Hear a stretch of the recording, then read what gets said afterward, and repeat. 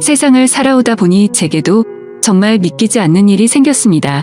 처음에는 숨 쉬는 것조차 힘들 정도로 충격이 커서 많이 힘들었는데 지금은 어느 정도 마음이 진정이 됐는지 숨만 겨우 쉬고 있을 정도입니다.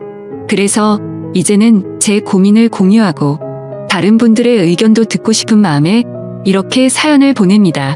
저는 올해 30살이고 아버지의 회사에서 일을 하면서 살고 있습니다. 제 아내는 저와 동갑이고 가정주부를 하고 있었죠. 아내와의 첫 만남은 5년 전 일이었고 친구의 생일 파티에서 처음 만나게 되었죠. 그날 저는 약속 장소인 강남에 있는 술집으로 가게 되었고 약속 시간보다 많이 늦게 도착을 해서 저는 급히 들어갔죠.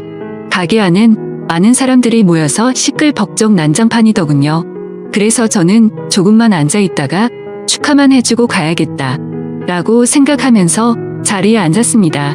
그런데 제가 자리에 앉은 지 10분도 지나지 않아서 술집의 문이 열리더니 정말 여신이라는 표현이 아깝지 않을 만한 그런 여성이 들어왔습니다. 누가 봐도 바로 알 수 있는 명품 백에다가 고급스러운 복장이 기티가 많이 흐르더라고요. 그래서였는지 그때 그 시끄러운 와중에도 몇몇 남자들은 저처럼 조용히 쳐다보고 있다라는 걸 느낄 정도였죠. 그때 저는 바로 그 생각이 들었습니다. 그때 당시에 그 술집에는 저희 테이블 외에도 다른 손님들이 앉은 테이블이 많았었기에 저는 속으로 제 친구의 생일 파티에 온 사람이면 좋겠다라는 생각을 했습니다. 그런데 제 바람은 현실이 되어주었고 그 여성은 제 친구에게 가볍게 인사를 하더니 제 앞쪽으로 와서 앉더라고요. 저는 낯선 사람들이 많은 자리는 별로 좋아하지 않는 성격이어서 처음에는 조금만 있다가 얼굴만 비추고 바로 가려고 했었습니다. 그런데 집으로 돌아가기는커녕 혹여나 제자리에 누가 앉을까 봐서 화장실도 단 한 번도 안 가고 저는 그 술집에서 자리가 끝날 때까지 계속 그 자리에 앉아 있었죠. 그때 당시 저는 나름대로 여유가 넘치는 편이었습니다. 어릴 때부터 부모님의 재력 덕분에 항상 부족함 없이 자랐었고 지금 생각하면 참 부끄러운 얘기지만 부모님의 힘을 빌려서 외제차를 사서 타고 다녔었죠. 그래서 그때는 철이 덜 들었었죠. 뭔가 여유가 넘치는 척 있어 보이고 싶어서 저는 일부러 테이블 위에 차키를 올려놓고 있었습니다. 마주 앉았던 그녀는 차키를 봐서 그랬던 건지 제게 호감이 있어서 그랬던 건지 저에게 먼저 말을 걸어주더라고요. 지금 생각해보면 제가 여유가 넘쳐 보여서 그랬던 것 같다라는 생각이 들긴 하네요. 아무쪼록 그녀는 딱히 직업이 있었던 건 아니었고 모델 활동을 한다고 하더군요. 그래서 그때 당시에 저는 모델이라고는 패션 모델이나 레이싱 모델 뭐 이런 거를 생각했었죠.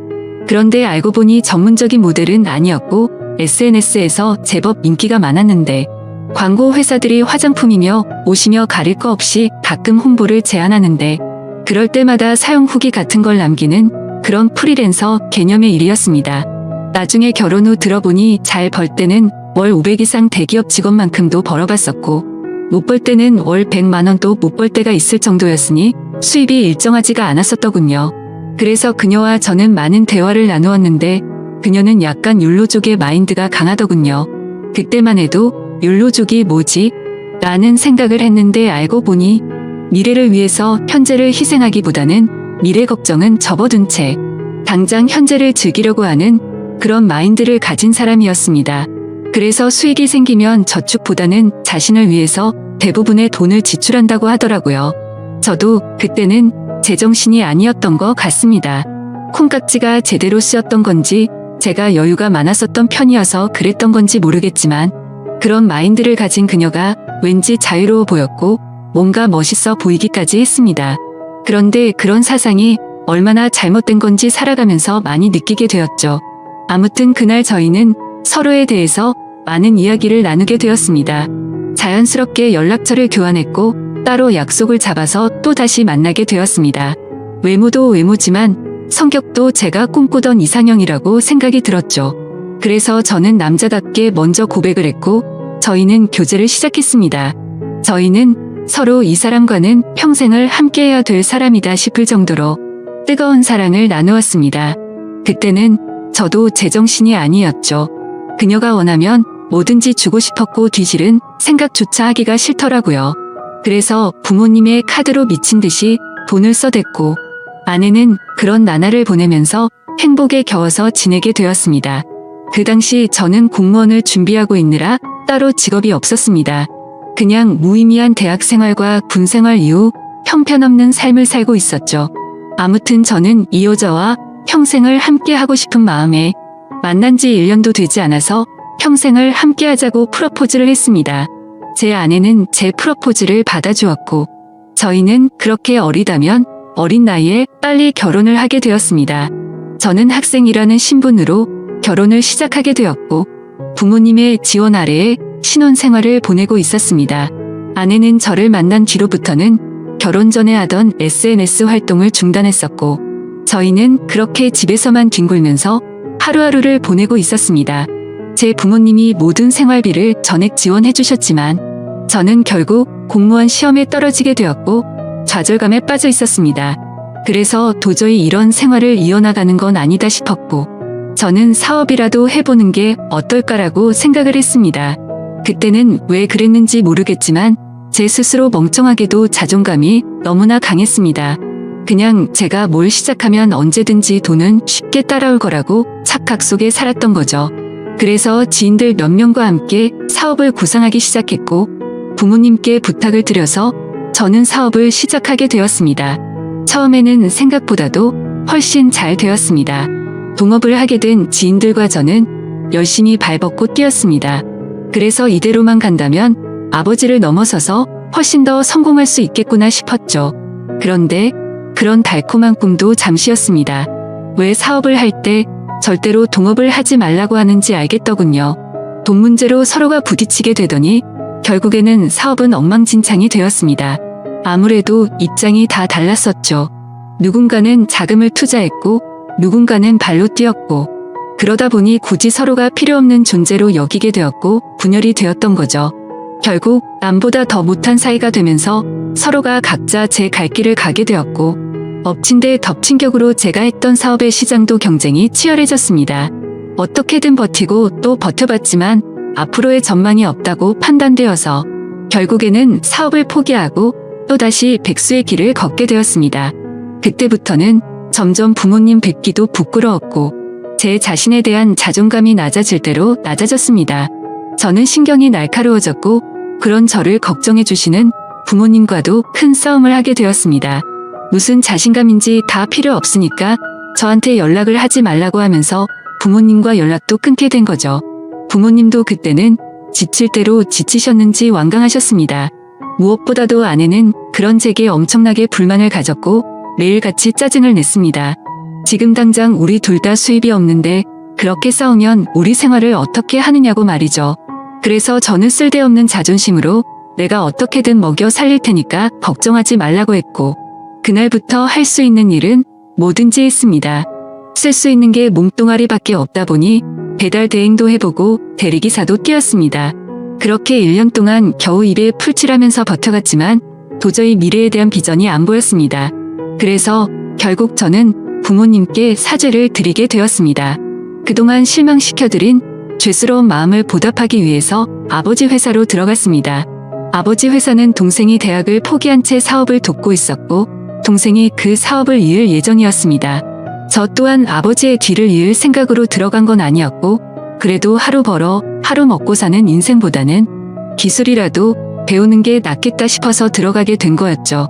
동생의 밑에서 일을 배워가며 했지만 기분이 나쁜 건 전혀 없었습니다. 1년 동안 더 뼈저리게 사회생활이 힘들다라는 걸 깨달은 덕분이었죠. 그래서 그동안 부모님 카드로 돈을 막무가내로 쓰던 지나날을 반성하게 됐고 오히려 그동안의 잘못을 뉘우치면서 저는 부모님의 신뢰를 얻기 위해 정말 열심히 살았습니다. 그렇게 하다 보니 좋은 결과들이 점차 뒤따라오기 시작하더라고요. 기존의 업체들보다 제법 규모가 큰 업체들이 운 좋게 거래처로 들어오게 되었습니다. 그 후 저의 출근 시간은 매일 새벽 6시가 되었고 퇴근은 저녁 10시 이후에 하는 생활이 이어졌습니다. 그런 생활이 이어지다 보니 자연스럽게 몸과 마음은 점점 힘이 들었죠. 하지만 과거 부모님 등쳐먹으면서 백수로 지낼 때보다는 훨씬 나았습니다. 항상 떳떳하지 못했던 제 자신이 이제서야 사람 취급받을 수 있겠구나 싶었고 제 스스로를 안도하면서 힘을 내고 있었죠. 이렇게 열심히 땀 흘려가면서 사는 게 맞구나 싶으면서 말이죠. 그때쯤에 아내는 휴대폰을 바꿔달라고 하더라고요. 그래서 저는 신규로 가입하는 게 저렴하길래 신규로 하나 사주었습니다. 제 아내는 연애 시절부터 그랬지만 항상 휴대폰을 손에서 놓지 않고 살았습니다. 여자들이 원래 핸드폰으로 이것저것 많이들 하니까 뭐 그러려니 했었죠. 그런데 힘들게 일하고 들어왔는데도 얼굴은 마주치지도 않고 대화할 틈 없이 매일같이 휴대폰만 보고 있는 게 못마땅하긴 했습니다. 그래도 예전처럼 돈도 펑펑 쓰게 못해주는데 그런 사소한 것까지 건들고 싶지는 않았습니다. 그렇게 힘든 하루하루를 보내고 있었는데 저는 최근에 업무가 과했던 건지 약간 몸에 무리가 오더라고요. 그래서 그날은 병원에 가서 검사를 받았고 영양제 주사를 맞고는 일찍 집으로 들어갔습니다. 그런데 집에 있어야 할 아내가 집에 없더라고요. 저는 아내에게 어디 갔냐고 연락을 했고 한참 동안 연락이 없었습니다. 평소에 항상 휴대폰을 분신처럼 끼고 사는 사람이 연락이 없으니까 뭐지 싶었죠. 그러다 저는 몸이 너무 좋지 않아서 저도 모르게 잠이 들었고 제가 연락을 한 지 거의 2시간이 지나서 아내에게서 답장이 와 있더라고요. 친정에 왔는데 잠깐 잠들었었다며 지금 집에 들어온다고 하더군요. 그래서 그때는 큰 의심 없이 그냥 그런가 보다 했습니다. 그러다 결국 사건이 터지고 말았습니다. 저는 병원을 다녀온 뒤로 무리하다가는 큰일 생길 수도 있으니 주말에는 좀 쉬라고 하더군요. 그래서 모처럼 주말에 아내와 초저녁부터 외식을 하면서 술을 한잔하고 있었죠. 그렇게 한창 술을 마시다 아내는 화장실에 갔고 아내 가방에서 카톡 소리가 나더라고요. 저희는 연애할 때부터 서로의 휴대폰을 보지 않기로 약속했었는데 갑자기 무슨 생각인지 저도 모르게 아내의 휴대폰을 집어들어서 보게 됐습니다. 휴대폰은 잠금 상태가 되어 있었고 얼마 전에 아내 휴대폰을 사주면서 제가 등록해두었던 패턴으로 풀어봤습니다. 아직 패턴을 바꾸지 않았는지 바로 풀리더라고요. 근데 카톡 내용을 보니 나와라고 와 있었습니다. 저는 그 메시지를 보는 순간 이건 뭐지 싶었죠. 누가 유부녀인 아내에게 이따위로 말을 하나 싶었고 기분이 더러웠습니다. 그래서 상대방의 카톡 프로필을 보니 50대 정도 되어 보이는 남자의 사진이더군요. 그때부터 뭔가 의심이 됐고 급속도로 분노가 치밀어 오르더라고요. 그래서 그 남자에게 곧장 전화를 했습니다. 그 많은 사람이 있는 곳에서 소리를 질렀습니다. 나 예지 남편인데 네가 뭔데 나오라 말하고 이따위 카톡을 보내냐며 욕을 했습니다. 그러자 상대방은 말을 더듬더라고요. 죄송합니다. 앞으로 다시는 연락 안 할게요. 정말 죄송합니다. 이러더군요. 그래서 저는 뭐가 죄송하냐고 계속해서 추궁을 했죠. 근데 몇 분 동안이나 그 정신 나간 놈은 죄송합니다 라고만 할 뿐 제가 묻는 말에는 하나도 대답을 안 하더라고요. 그때부터는 더 이상 의심이 아니라 확신이 되었습니다. 아내는 잠시 후에 자리로 돌아왔고 저는 아내의 휴대폰을 들고 있었습니다. 그 모습을 보고 아내는 곧바로 왜 남의 휴대폰 함부로 들고 있냐면서 짜증부터 내더라고요. 저는 헛웃음이 났고 아내에게 물었습니다. 뭐 숨기는 거 있냐고. 도대체 왜 그렇게 화들짝 놀라면서 화내냐고 물었죠. 아내는 휴대폰을 가져가서 자신에게 온 카톡 내용을 봤는지 잠시 생각하더니 말하더군요. 설마 오해하는 건 아니지? 라며 예전에 광고 의뢰하셨었던 사장님인데 연락이 온 거라고 하더라고요. 그래서 저는 너는 아는 사람한테 문자를 그따위로 보내는 사람 봤냐고 물었습니다. 그러자 아내는 그러게 이 사람 제정신이 아닌가 본데? 라며 시치미를 떼더군요. 저는 말했습니다. 내가 이미 그 사람한테 전화했고 그 사람이 다 인정하고 사과까지 했는데 끝까지 거짓말하려고 하냐고 말했습니다. 외도를 했다고 듣지는 않았지만 일부러 아내를 떠보려고 그렇게 말해봤습니다. 그러자 아내는 통화 내역을 확인하더니 조용히 있다가 미안하다고 하더라고요. 제발 그 말이 나오지 않기를 바랬습니다. 그냥 단순한 착각이길 바랬고 그 대답을 듣는 순간 피가 거꾸로 솟더라고요. 이게 미안하다고 될 일이냐고 말했고 그동안 있었던 일에 대해서 솔직하게 말하라고 했습니다. 지금부터 거짓말 하나라도 하면 연락 온 그놈 당장 찾아가서 다 엎어버리고 네가 한 짓도 너희 친정에 가서 다 말한다고 했죠. 그러자 아내는 그동안 있었던 사실을 말했습니다. 아내도 처음부터 이러고 싶지 않았답니다. 제가 배달 대행에 대리기사까지 하면서 한창 힘들게 지내던 때 자신도 도움이 되고 싶은 마음에 다시 SNS를 시작하게 되었다고 하더군요. 그런데 한참을 쉬어서 그런지 예전처럼 광고가 들어오지 않았고 이 남자에게서 메시지가 왔다고 하더라고요. 그냥 딸을 잃어서 너무 그리워서 그런데 만나서 밥만 먹어줄 수 없겠냐며 부탁을 들어주면 30만 원을 준다고 했다더군요. 그래서 혹시라도 이 남자가 헛짓거리하면 바로 경찰에 신고를 할 생각을 가졌고 밥만 먹고 30만 원이나 챙기자 싶어서 나갔답니다. 그런데 그 사람은 아주 젠틀했고 약속대로 밥만 먹었는데도 30만 원을 줬답니다. 그렇게 만남을 몇 번 더 이어가다 보니 지금까지 연락을 주고 받았다고 말하더군요. 저는 단도직입적으로 물었습니다. 그래서 어디까지 간 거냐고 물었죠. 아내는 엄청 놀라면서 절대로 그러지 않았다고 하더라고요. 저는 또 아내를 떠봤습니다. 제발 아니길 바라는 마음으로요. 너 지금 또 거짓말하냐고 그 남자한테 이미 다 들었다고 하니까. 아내는 갑자기 눈물을 흘리면서 진짜 미안하다면서 당신이 너무 힘들어 보여서 그랬다네요. 그런 모습을 보니 숨이 막혔고 어디서부터 어떻게 잘못된 건지 머리가 띵하더라고요. 그때부터는 저도 미친 듯이 말을 내뱉었습니다. 네가 이따위로 내 뒤통수를 치냐며. 내가 힘들어서 그랬던 거면 여지껏 그 더러운 돈 받은 거 어디 갔냐고 했습니다. 아무 대답도 없더라고요. 도저히 이해가 되지 않았습니다.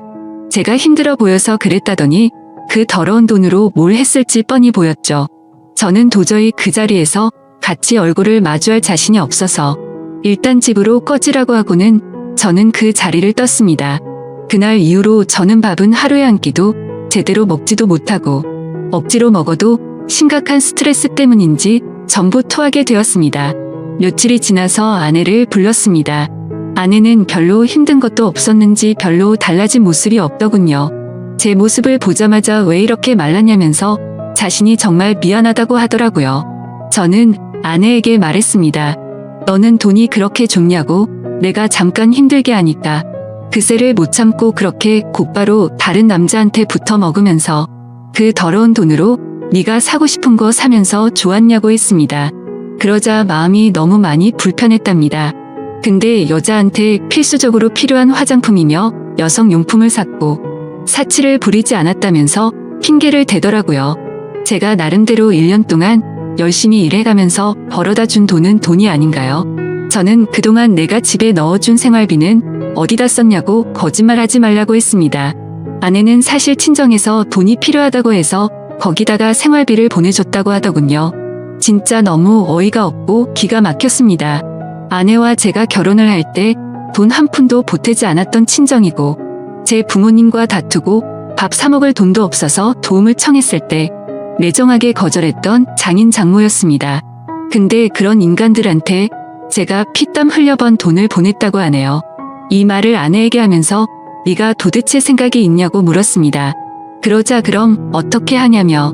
아무리 그래도 부모님이 힘들다고 하는데 어쩔 수 없었답니다. 도대체 뭘 어쩔 수가 없다는 거죠? 제가 돈 10원도 못 벌어 온 것도 아니고 충분히 먹고 사는데 문제는 없었는데 그 돈을 홀라당 친정에 보내주고는 화장품이며 여성용품 사려고 돈 많은 남자한테 붙어 먹었다는 걸 어떻게 이해해야 하죠? 솔직히 아내의 친정도 심각한 문제입니다. 저희 집에만 매달려서 돈 한 푼도 없이 딸을 시집 보낸 것도 모자라서 제가 아내 모르게 돈을 빌려준 돈도 꽤 많습니다. 그때 당시에는 제가 사랑하는 아내의 식구들이었고 당장 너무 힘들다고 하는데 어쩔 도리가 없었죠. 그렇게 한 번만, 또 한 번만, 마지막으로 한 번만 이런 식으로 보내준 금액만 5천만 원이 넘습니다. 막상 아내의 얼굴을 마주하고 있으면 마음이 또 약해지는 것 같기도 하고 이런 제 자신이 정말 저도 답답하고 화가 납니다. 남들이 이런 고민을 갖고 있으면 남자가 진짜 바보 같은 놈이구나 했을 겁니다.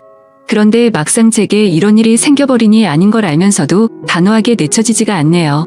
아내는 계속 울고 불며 미안하다고 절대로 두 번 다시는 이런 일 없을 거라고 믿어달라면서 빌고 있는 상황입니다. 저는 이게 돌이킬 수 없는 일이기에 아내가 너무 천박하다는 생각을 하면서도 어떻게 해야 할지 도저히 모르겠습니다. 제가 아내를 믿어준다고 하더라도 아내가 그 늙은 남자와 있었던 상상들을 계속해서 하게 될 텐데 이 만남이 유지될 수가 있을까요? 정말 어떻게 이렇게 한순간에 처참하게 모든 게 무너져 내릴 수 있는지 제게 닥친 가혹한 현실이 너무 힘이 드네요. 인생이란 참 어렵고 힘든 것 같습니다. 이런 걸 고민이라고 사연을 올리는 제가 멍청한 거 저도 잘 알지만 욕보다는 현명한 말씀을 부탁드리겠습니다. 감사합니다.